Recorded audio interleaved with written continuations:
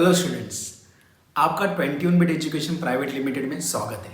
और आज जो हम लोग टॉपिक देखने वाले हैं उसका नाम है quantifiers, quantified statements, duals, negation of compound statement, then converse, inverse and contrapositive of an implication. ठीक है, सो फर्स्ट टॉपिक जो हम लोग शुरू करने वाले हैं वो है dwells. Very easy and 100% marks grabbing topic है अपना। ठीक है,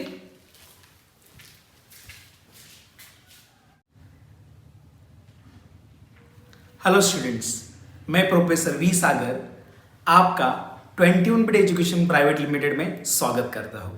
स्टूडेंट्स, आज जो हम लोग टॉपिक देखने वाले हैं वो है quantifiers, quantified statement, dwells, negation of compound statement, converse, inverse and contrapositive of implication. ठीक है, so let's start with the topic. First topic जो हम लोग पढ़ेंगे इसमें से है वो ड्वेल्स। कौन सा है? Duals. So what is duals basically? Let's take an example. Duals are basically two statements. Dual मतलब टू होता है, सो यहाँ पे ड्वेल्स आर टू स्टेटमेंट्स। तो कौन से टाइप के दो स्टेटमेंट है? ऐसे दो स्टेटमेंट जो हम लोगों को मिल सकते हैं एक दूसरे का हेल्प करके। जैसे कि एग्जांपल लेते हैं उसके लिए। एक स्टेटमेंट है P और Q और दूसरा स्टेटमेंट है P and Q।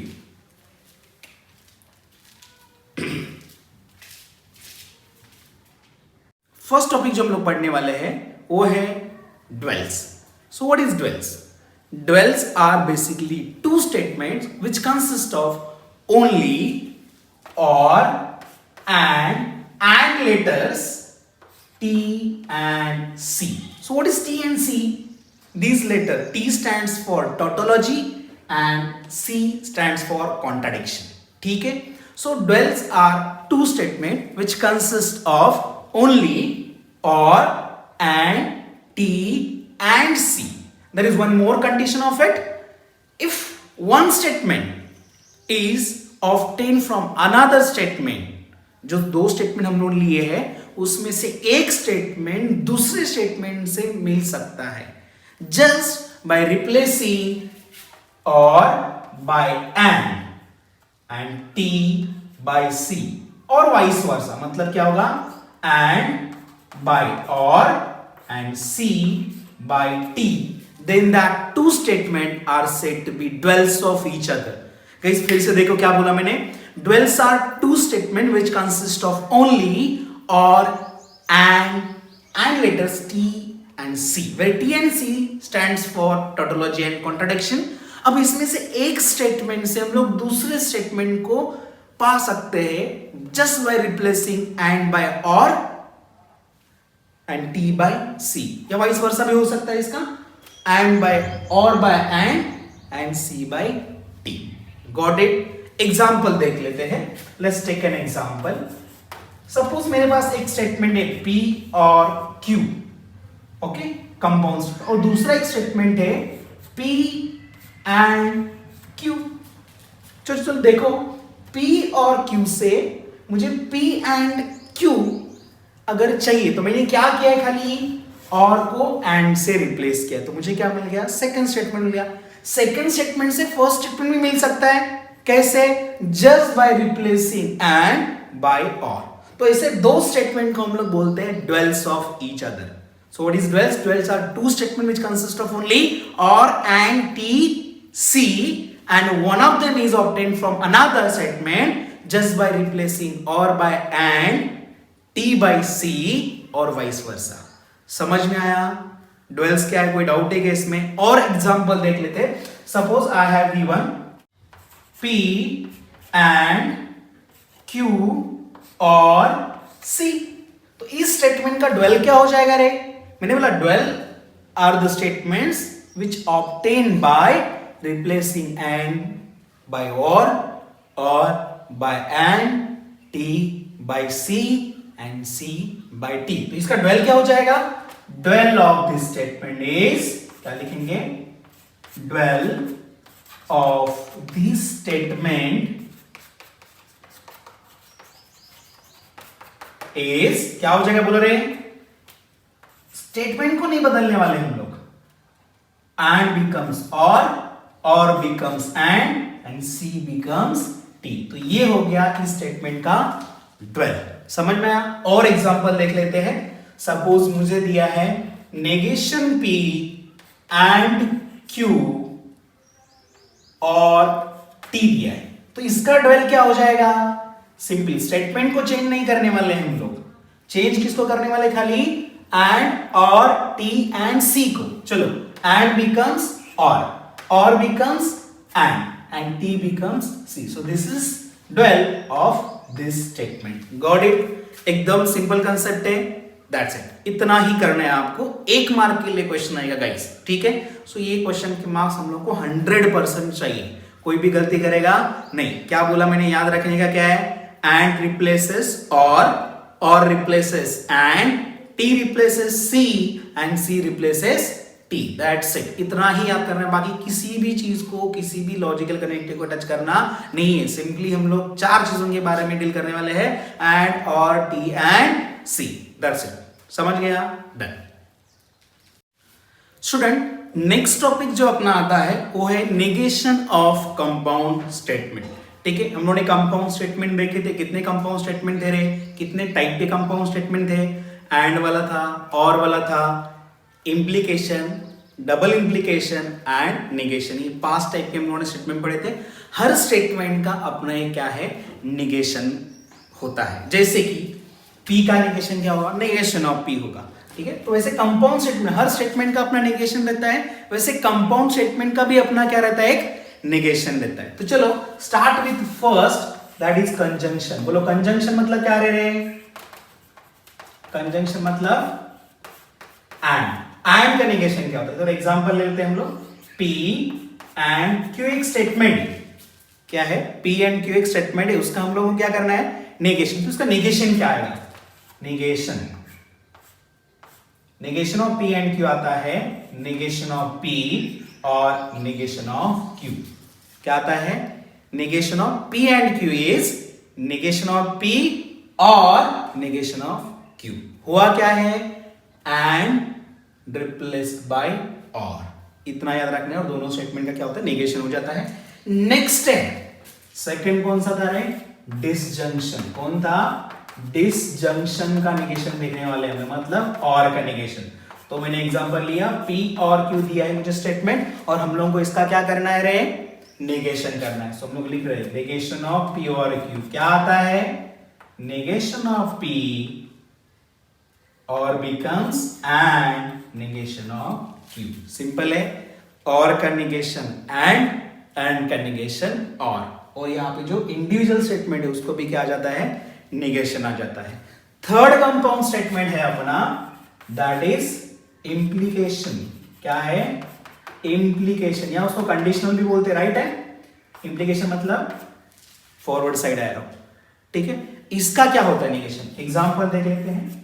P condition Q या P इंप्लीकेशन Q का हम लोग करना है निगेशन। क्या करना है, निगेशन। तो क्या रहता है निगेशन इसका एकदम सिंपल निगेशन है। क्या है, first statement as it is and negation of second statement. Condition का निगेशन क्या होता है, first statement as it is and negation of second statement. समझ में आया क्या रे?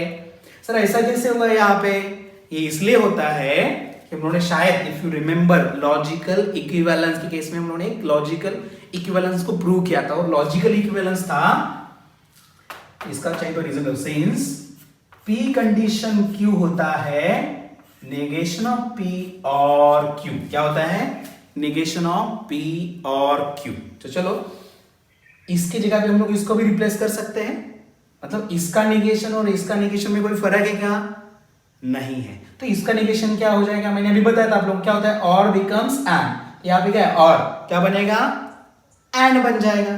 क्या बनेगा, एंड। फर्स्ट स्टेटमेंट का नेगेशन, फर्स्ट स्टेटमेंट का नेगेशन, देखो ना यहाँ पे, और का जब नेगेशन किया था तो फर्स्ट स्टेटमेंट का क्या आया था, नेगेशन आया था। सेकंड स्टेटमेंट का क्या आया था, नेगेशन आया था। यहाँ पे फर्स्ट स्टेटमेंट कौन है, नेगेशन P, उसका क्या लेंगे हम लोग यहाँ पे, negation. Negation of negation P is P. Negation of negation P is P. ऐसा क्यों? तो चलो P क्या होता है रे? मान कि P ट्रू है तो नेगेशन ऑफ P क्या हो जाएगा? फॉल्स हो जाएगा. और उसका नेगेशन क्या हो जाएगा? ट्रू हो जाएगा. मतलब नेगेशन ऑफ नेगेशन P क्या रहता है? वही रहता है जो P का वैल्यू रहता है. इसलिए हम लोग लिखते हैं negation of negation P is P. समझ में आया? चलो. तो क्या बताया मैंने? P condition Q is nothing but the negation of P or Q. और इसका नेगेशन ये होता है. इसलिए हम लोग बोलेंगे negation of P condition Q is P and negation Q. समझ में आया? कोई करेक्ट डाउट तो नहीं ना? चलो एक बार फिर से बताता हूं मैं. P कंडीशन Q क्या होता है? Negation P or Q. इसका नेगेशन करो या इसका नेगेशन करो, 1 and D same he thing है. तो इसका नेगेशन तो पता है हम लोग को क्या होता है? Or becomes and. देखो और बिकम्स क्या हो गया? एंड हो गया. पहले स्टेटमेंट का नेगेशन आएगा, सेकंड स्टेटमेंट का नेगेशन आएगा. राइट है? क्योंकि यहाँ पे वैसे होता है फर्स्ट स्टेटमेंट का नेगेशन आया था, सेकंड स्टेटमेंट का भी नेगेशन आया था. यहाँ पे फर्स्ट स्टेटमेंट को नेगेशन P, तो नेगेशन P का नेगेशन क्या आएगा? P आएगा. और Q का नेगेशन क्या आएगा? नेगेशन Q आएगा. That's it. समझे? सो इसलिए हम लोग बोला कि negation of P condition Q is first statement as it is and negation of second statement. ठीक है. फोर्थ कंपाउंड स्टेटमेंट हम लोग पढ़ने वाले हैं, वो है डबल इंप्लीकेशन. कौन सा है रे? बोलो. Double implication. सबको बताया. डबल इंप्लीकेशन मतलब बाय कंडीशन होता है. क्या हो जाएगा रे? P बाय कंडीशन Q का क्या करने वाले हैं हम लोग? निगेशन करने वाले हैं. क्या करने वाले हैं? निगेशन करने वाले. ऐसा इसका देखो निगेशन क्या हो जाएगा? इसका निगेशन आता है P एंड निगेशन Q. क्या आता है? P एंड निगेशन Q और बोलो और Q and negation P. Q and negation P. ऐसा क्यों होता है? उसका बिग रीजन है. उसका रीजन क्या है? Since P by condition Q is nothing but the P condition Q and Q condition P. देखो इसका नेगेशन करो या इसका नेगेशन करो, सेम ही है because both statement are logically equivalent. P bi condition Q को हम लोग लिख सकते हैं P condition Q and Q condition P. तो इसका नेगेशन क्या हो जाएगा? इसका मतलब किसका रे? एंड का. एंड का होता है और पहले का नेगेशन, क्योंकि एक स्टेटमेंट की तरह काम करेगा पूरा. ठीक है. इसका नेगेशन क्या होता है? अपने को पता है क्या होता है? P and negation Q. इसका क्या हो जाएगा? रूल तो सेम ही होता है. यहाँ पे क्या मैंने बताया था? First statement as it is ले लो एंड सेकंड स्टेटमेंट का नेगेशन लिखो. यहाँ पे फर्स्ट स्टेटमेंट कौन है? Q. So it will be taken as it is and second statement का negation, that is negation of P. ठीक है. क्लियर हो गया? ये दो उसके रीजंस है. आपको याद क्या रखना है? देखो 1 नंबर, 2 नंबर, 3 नंबर और ये 4 नंबर. ठीक है. एकदम फटाफट याद रखना है गाइस, कंपल्सरी याद रखना है. ठीक है. सो लेट्स सी क्या करना है. एंड का नेगेशन क्या होता है? Negation of P or negation of Q. Or का नेगेशन क्या होता है? Or becomes and. First statement negation, second statement negation. Condition का नेगेशन क्या होता है? First statement as it is and second statement का नेगेशन. और बाय कंडीशन में क्या होता है? बाय कंडीशन में होता है first statement as it is and second statement का नेगेशन और second statement as it is and first statement का नेगेशन. तो ये चारों चीजें याद रखनी. फिफ्थ मैं ऑलरेडी बता चुका हूं आपको, फिर भी यहाँ पे मेंशन कर रहा हूं गाइस. फिफ्थ है अपना नेगेशन ऑफ नेगेशन. क्या है? Negation of negation. मतलब इसका हम लोग को नेगेशन देखना है. एग्जाम्पल के लिए मैंने लिया P. क्या लिया? P. नेगेशन वाला स्टेटमेंट. किसका नेगेशन करें हम लोग? नेगेशन वाले स्टेटमेंट का नेगेशन. जैसे यहाँ पे कंजंक्शन का किया था, डिसजंक्शन किया था, इंप्लीकेशन किया था, डबल इंप्लीकेशन किया था. यहाँ पे कौन से स्टेटमेंट का हम लोग नेगेशन करने वाले हैं? नेगेशन वाले स्टेटमेंट का. तो ये अपना नेगेशन वाला स्टेटमेंट है, उसका हम लोग कर रहे हैं नेगेशन. तो क्या आता है वो अभी बताया था मैंने? The statement itself. उस ओरिजिनल स्टेटमेंट जो है वही आ जाता है. इसका कोई डाउट है इसमें? ठीक है. तो ये चीजें याद रखनी है, इसके ऊपर ही आपको क्वेश्चंस आ जाएंगे. ठीक है.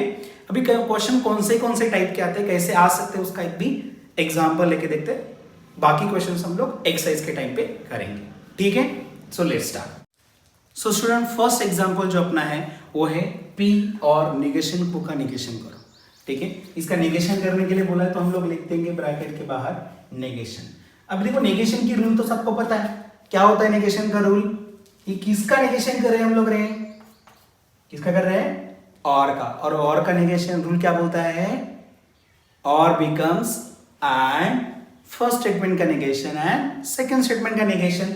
सो देखो यहाँ पे और बिकम्स एंड फर्स्ट स्टेटमेंट का नेगेशन मतलब negation of P and second statement का नेगेशन मतलब नेगेशन ऑफ नेगेशन Q।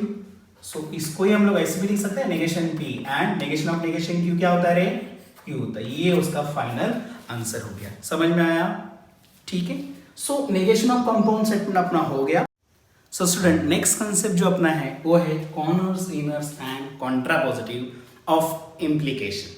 ठीक है, सो माना कि आपने इम्प्लीकेशन दिया है P इम्प्लीकेशन Q।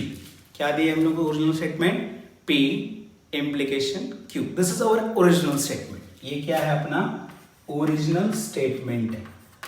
ठीक है, इस स्टेटमेंट से हम लोग अलग 3 टाइप के इम्प्लीकेशंस निकाल सकते हैं। क्या मैंने बताया बोलो, ये जो इम्प्लीकेशन है इससे हम लोग को 3 अलग टाइप के इम्प्लीकेशंस मिलते हैं जिनका नाम है कॉन्वर्स, इनवर्स एंड कॉन्ट्रापोजिटिव। ठीक है, so let's see what is converse. क्या है कॉन्वर्स? कॉन्वर्स एकदम सिंपल है, आपको क्या करना है, Q को और P को रिप्लेस करना है। सो P कंडीशन Q अगर स्टेटमेंट है अपना इम्प्लीकेशन है तो इसका कॉन्वर्स आ जाता है Q कंडीशन P। क्या रहेगा, Q condition P। Next is inverse. So इसका इनवर्स होता है, इनवर्स मतलब निगेशन करना है, negation of P condition negation of Q। And the last one is that is contrapositive होता है इसका, contrapositive. Contrapositive of P condition Q is negation of Q condition negation of P। मतलब क्या करना है आपको, दोनों करना है एक साथ, कॉन्वर्स भी करना है और इनवर्स भी करना है। तो मैंने देखो कॉन्वर्स किया मतलब इसको उल्टा किया और उसका इनवर्स किया मतलब उसको नेगेशन अटैच किया, तो क्या मिला मुझे, कॉन्ट्रा पॉजिटिव। ये चीजें समझ में आया, एकदम क्लियर है। तो फिर से एक बार बता रहा हूं, स्टेटमेंट अगर P कंडीशन Q है तो उसका कॉन्वर्स होता है Q कंडीशन P, इनवर्स होता है negation P negation Q, and Contra positive मतलब कॉन्वर्स भी करना है और इनवर्स भी करना है एक ही इसमें, मतलब negation Q condition negation P। समझ में आया, एकदम सिंपल है। ठीक है, याद रखना है गाइस, कॉन्वर्स अगर किसी स्टेटमेंट का करने के लिए बोला तो हम लोगों को Q वाला स्टेटमेंट P के जगह पे लिखना है, P वाला स्टेटमेंट Q की जगह पे लिखना है। इनवर्स करने के लिए बोला तो क्या करना है, फर्स्ट स्टेटमेंट का नेगेशन करना है एंड सेकंड स्टेटमेंट का नेगेशन करना है। एंड कॉन्ट्रापोजिटिव करने के लिए बोला तो हम लोग फर्स्ट स्टेटमेंट को सेकंड स्टेटमेंट की जगह पे लिखेंगे, सेकंड स्टेटमेंट को फर्स्ट स्टेटमेंट की जगह पे लिखेंगे और दोनों का क्या करेंगे, नेगेशन कर देंगे। दैट्स इट, इतना किया मतलब अपना हो गया कॉन्ट्रापोजिटिव। कोई डाउट है इसमें? ठीक है, so let's start with the next concept that is quantifiers and quantified statement. So student, जो नेक्स्ट कंसेप्ट अपना है वो है quantifiers and quantified statement. So क्या रहता है क्वांटिफायर्स, वो देखेंगे पहले हम लोग, then we will see what is quantified statements. What is quantified statements? ठीक है, so let's start with first quantifiers. Quantifiers समझने के लिए हम लोग 2 एग्जांपल्स ले रहे हैं यहाँ पे। फर्स्ट एग्जांपल है there exist an even prime number in the set of natural numbers, and second example है all natural numbers are positive. ठीक है, तो सी यहाँ पे ये जो 2 लेटर्स 2 वर्ड्स है, यहाँ पे 2 वर्ड्स है और यहाँ पे एक वर्ड है, ये जो वर्ड्स यहाँ पे मैंने अंडरलाइन किए हैं वो क्या रिप्रेजेंट कर रहे हैं? देयर एग्जिस्ट क्या बता रहा है मुझे यहाँ पे? देयर एग्जिस्ट बता रहा है कि यहाँ पे कुछ ऐसे नेचुरल नंबर है, प्राइम नंबर है, कुछ ऐसे प्राइम नंबर है जो क्या है, इवन नंबर है। कहाँ, किस में से है? In the set of natural numbers, in the set of natural numbers. और यहाँ पे क्या है, all natural numbers are positive. Natural numbers are positive है, पर कितने? ये किसने बताया मुझे? इस वर्ड ने बताया। किसने? ऑल वर्ड ने बताया कि all natural numbers are positive. तो अगर आप अच्छे से देखेंगे तो ये दो जो अंडरलाइन कर जो मैंने किए वो वर्ड्स क्या कर रहे हैं? एक क्वांटिटी को रिप्रेजेंट कर रहे हैं। तो ऑल वर्ड पूरी क्वांटिटी को रिप्रेजेंट कर रहा है और देयर एग्जिस्ट फ्यू क्वांटिटी को रिप्रेजेंट कर रहा है from given set of numbers. यहाँ पे कौन से सेट ऑफ नंबर्स है? नेचुरल नंबर का सेट है। और यहाँ पे कौन सा है? नेचुरल नंबर का ही सेट है। इसमें से कंडीशन है prime number, even prime number एक कंडीशन है यहाँ पे, और यहाँ पे कौन सा कंडीशन है? पॉजिटिव नंबर का कंडीशन है। ठीक है, इवन प्राइम नंबर का कंडीशन जो है वो सब नंबर सेटिस्फाई करते क्या? नहीं, कुछ करते। तो कुछ को रिप्रेजेंट करने के लिए मैंने रिप्रेजेंट किया, मैंने वर्ड यूज किए देयर एग्जिस्ट, और यहाँ पे ऑल नंबर्स इस कंडीशन को सेटिस्फाई कर रहे हैं, इसलिए उसको रिप्रेजेंट करने के लिए मैंने यहाँ पे वर्ड यूज किया ऑल। तो ऐसे वर्ड्स जो गिवन कलेक्शन में से किसी क्वांटिटी को रिप्रेजेंट करते हैं, ऐसे वर्ड्स को हम लोग बोलते हैं क्वांटिफायर्स। जनरली टू टाइप्स के क्वांटिफायर्स रहते हैं। एक यूनिवर्सल क्वांटिफायर जो गिवन कलेक्शन के सब नंबर को रिप्रेजेंट करता है, जैसे कि ऑल, और इसको रिप्रेजेंट करने के लिए सिंबल यूज किया जाता है उल्टा ए। ठीक है, और जो फर्स्ट एग्जांपल था वहां पे कलेक्शन मतलब नेचुरल नंबर के सब नंबर्स इस कंडीशन को सेटिस्फाई कर रहे थे क्या? कौन सा कंडीशन था? इवन प्राइम नंबर की कंडीशन को सेटिस्फाई कर रहे थे क्या? नहीं। तो फिर कितने कर रहे थे? कुछ कर रहे थे, फ्यू कर रहे थे। तो इसलिए उन्होंने एक अलग क्वांटिफायर से आप यूज किया देयर एग्जिस्ट। तो देयर एग्जिस्ट रिप्रेजेंट करता है कुछ क्वांटिटी को या फ्यू क्वांटिटी को, सम क्वांटिटी को। ठीक है, ऐसे टाइप के जो क्वांटिफायर्स होते हैं इसको बोलते हैं existential quantifiers. We represent some quantity out of given collection. ठीक है, और उसको रिप्रेजेंट करने के लिए उल्टा ई करके सिंबल है। समझ में आया? ठीक है, सो हम लोगों ने देखा कि दो क्वांटिफायर्स रहते हैं, यूनिवर्सल एंड एग्जिस्टेंशियल। ठीक है, universal represent the whole collection and existential represent few of the object or few of the numbers from given collection। ठीक है, ऐसे क्वांटिफायर किसी भी स्टेटमेंट में यूज होते हैं, ऐसे स्टेटमेंट्स को हम लोग बोलते हैं क्वांटिफाइड स्टेटमेंट्स। क्या बोलते रहे? Quantified statement. What is quantified statement then? Quantified statement are these statements which uses quantifiers in it. Simple है, कोई डाउट है क्या? पक्का डाउट नहीं है। ठीक है, थोड़ा अपार्ट फ्रॉम बुक मैं आपको बता रहा हूँ क्वांटिफायर्स यूज कब करते हैं हम लोग। हमें पता है कि ओपन सेंटेंस क्या रहता है। हाँ, correct. Open sentence are the sentences which are not true not false, मतलब its value, its truthness changes person to person. ऐसे सेंटेंस को हम लोग बोलते थे ओपन सेंटेंस। तो ओपन सेंटेंस को अगर आपको स्टेटमेंट में कन्वर्ट करना है तो हम लोग यूज करते हैं क्वांटिफायर्स। कैसे करते हैं? एग्जांपल देख लेते हैं। सपोज यहां पे मैं लिख रहा हूं x is greater than 7। x is greater than 7। अब x क्या पता है क्या आपको? नहीं। कोई बोल सकता है 2 है, 3 है, 5 है, कोई बोल सकता है नहीं 9 है, 10 है, 15 है। अगर 9, 10, 15 है तो ये कंडीशन ट्रू है। 2, 3, 4 है तो ये कंडीशन फॉल्स है। मतलब पर्सन टू पर्सन इसका वैल्यू क्या हो जाएगा? बदल जाएगा। बराबर? तो ये क्या हो गया? Open sentence. कोई बोल सकता है कि इसको स्टेटमेंट करके?